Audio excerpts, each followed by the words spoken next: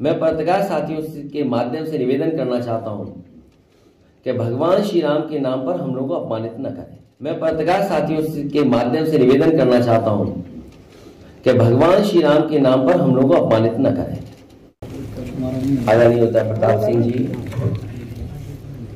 आदरणीय राम गोविंद चौधरी जी, पार्टी के हमारे अध्यक्ष नरेश उत्तम जी और यहाँ पर उपस्थित सभी समाजवादी साथी, मैं आज के दिन आदरणीय उदय प्रताप सिंह जी को धन्यवाद देना चाहता हूं कि हर वर्ष की तरह आज जब पूरा देश और दुनिया में कई जगह विवेकानंद जी को याद किया जाता है, उस दिन एक समाजवादी कैलेंडर जारी कर करके उन्होंने समाजवादी विचारधारा को आम लोगों तक पहुंचाने के लिए संकल्प लिया है। उसके लिए मैं बधाई देता हूं। आज विवेकानंद जयंती के दिन हम सब स्वामी विवेकानंद जी को याद कर रहे हैं। कभी ऐसे लोग हुए हैं जिनसे दुनिया में लोग इंस्पायर हुए हैं, उनसे प्रेरणा ली है। स्वामी जी ने अपने जीवन भर और इतनी कम उम्र में दुनिया में कोई ऐसा व्यक्ति नहीं रहा होगा जिसने इतना बड़ा संदेश दिया हो। समाज को सुधारने के लिए, समाज कैसे आगे बढ़े और अपने विचारों से लोगों का जीवन कैसे बेहतर हो, उसके लिए लगातार स्वामी विवेकानंद जी काम करते रहे। आदरणीय उदय प्रताप जी ने जिस तरीके से याद दिलाया कि स्वामी विवेकानंद जी की जो स्पीच थी शिकागो की, उसको हम सब याद करते हैं।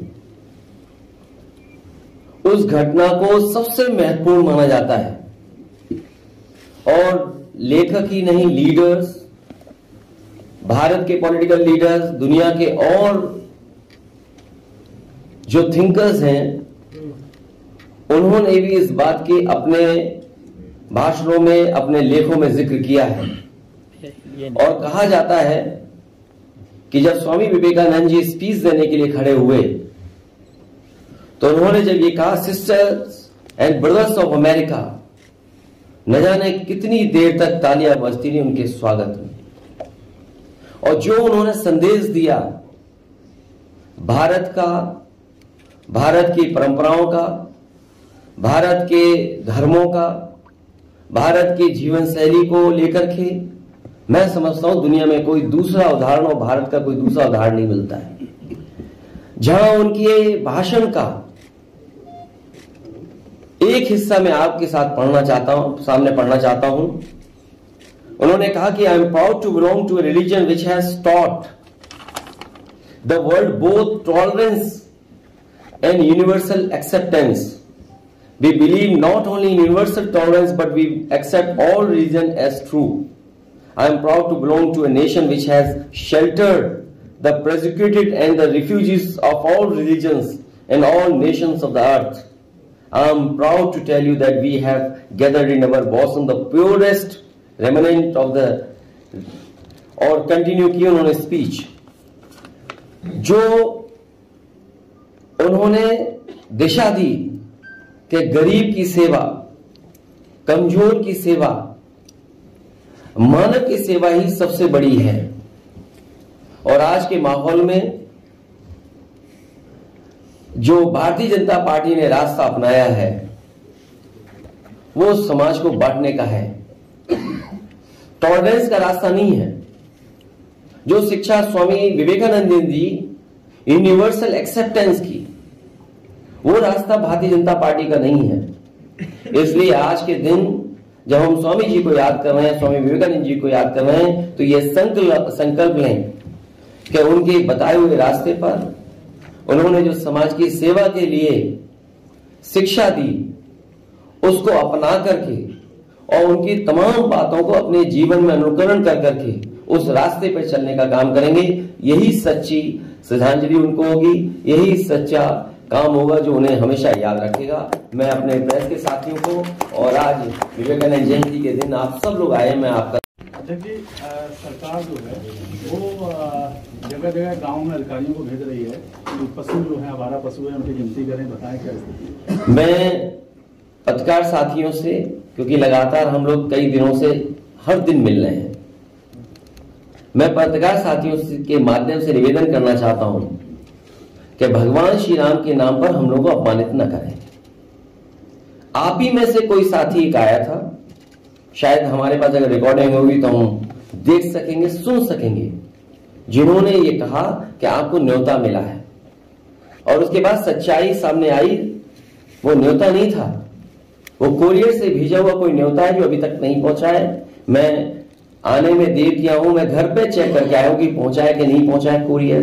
पार्टी कार्यालय में भी अगर किसी को कोरियर मिला हो तो हमें बता दें। और कम से कम आप में से जो लोग उस दिन न्योते की बात कर रहे थे कि आपको न्योता दिया गया है, कोई देने आया है, मैं आप ही उस साथी से कहना चाहता हूं कि कम से कम उस कोरियर की रिसिप्ट हमें दिलवा दें। उस कोरियर की, जिस कोरियर चला है उसकी रिसिप्ट दे दोगे तो हमें आसानी होगी उस तक पहुंचने में और जानकारी हासिल करने में। जहां तक आप जानवरों की बात कर रहे हैं, ये हमारे पत्रकार साथी ने जब आंख खोली होगी तो इन्होंने ट्वीट हमारा देख लिया होगा।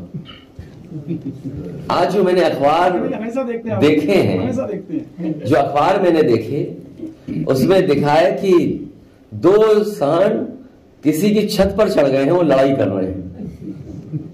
एक किसान अपने खेत बचाने के लिए डंडा लेकर के बचाव करने की कोशिश में है। कुछ तस्वीरें आई हैं कि जानवर खेतों में घुसा हुआ है। पूरे उत्तर प्रदेश में किसी किसान का खेत नहीं बचा जिसमें उसने तार न लगा ली हो। यहाँ जितने साथी बैठे हैं, हमारे पत्रकार साथी भी जाते हैं समय समय पर लखनऊ से बाहर, और जितने हमारे साथी आज यहाँ हॉल में बैठे हैं, उन सब ने खेत देखे होंगे कि हर किसान ने अपने खेत की वायरिंग की हुई है, तार लगाया हुआ है, और रात में किसान निकलते हैं अपने खेती को बचाने के लिए।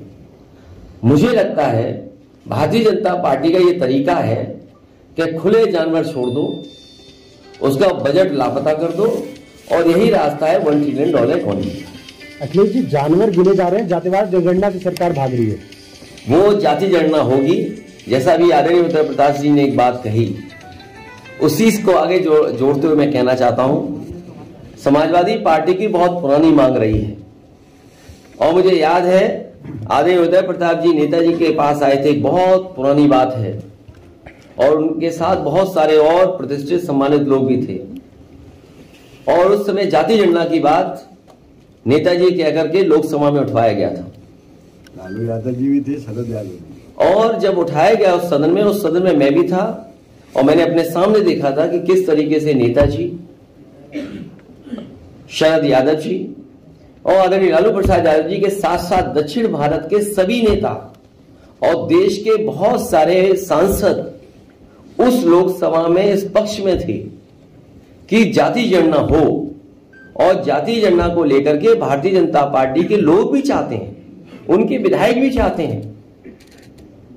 आज नहीं कल जाति जनगणना होगी, और जाति जनगणना होने के बाद आबादी के हिसाब से हक और सम्मान दिलाने का काम समाजवादी लोग भी करेंगे, और उस विचारधारा से जुड़े हुए लोग भी इस लड़ाई को आगे बढ़ाएंगे। जो पीडीए की लड़ाई है वो बिना जाति जनगणना के पूरे नहीं हो सकती।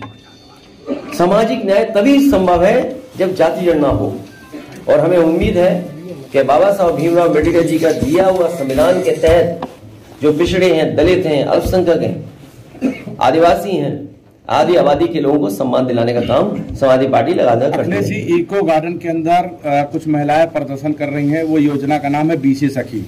आज वो तकरीबन 18 दिन से बैठी हुई हैं। उनके जो योजना के तहत 75,000 रुपए उनको दिया गया था महिलाओं को, और 75,000 रुपए यानी काम के लिए सामग्री खरीदने के लिए दिया गया। आज उनसे 4% ब्याज मांगा जा रहा है। वो महिलाएं वहां बैठी, उनके बारे में क्या कहेंगे? ये बात आप समझ लीजिए, भारतीय जनता पार्टी के पीछे सभी कैपिटलिस्ट लोग हैं, उद्योगपति लोग हैं। जैसा उद्योगपति कहते हैं वैसी पॉलिसी बनती है, और कई फैसले ऐसे हैं सरकार ने जो समय समय पर वापस लिए जब जनता का विरोध हुआ है। चाहे वो लैंड एक्विजिशन हो, जो लैंड एक्विजिशन का सवाल आया था शुरुआती दौर में, आपको याद होगा, सरकार को अंतर्गत वो कानून वापस लेना पड़ा। फिर किसानों के लिए काले कानून लाए, इस सरकार को वापस लेना पड़ा। इसके बाद वो लाइसेंस को लेकर के जो एक्ट बनाया, नियम बनाए, कानून बनाया, जब विरोध हुआ तो सरकार को वापस लेना पड़ा। इसी तरह जो कोरोना में लोगों की मदद हुई थी, उसमें भी कभी ना कभी इंटरेस्ट वसूलेंगे। तो ये कोई नई बात नहीं है। ये समाजवादी विचारधारा के लोग नहीं हैं जो लोगों की मदद करें। ये वो लोग हैं कि हर जगह मुनाफा ढूंढते हैं कि मुनाफा कैसे मिल जाए। बीसी सखियों के लिए आपकी तरफ से क्या रहेगा? हम उनके पक्ष में हैं, उनकी मदद होनी चाहिए। और सरकार की अगर योजना ऐसी थी कि पैसा नहीं वापस लिया जाएगा विद इंटरेस्ट, तो सरकार को इस पर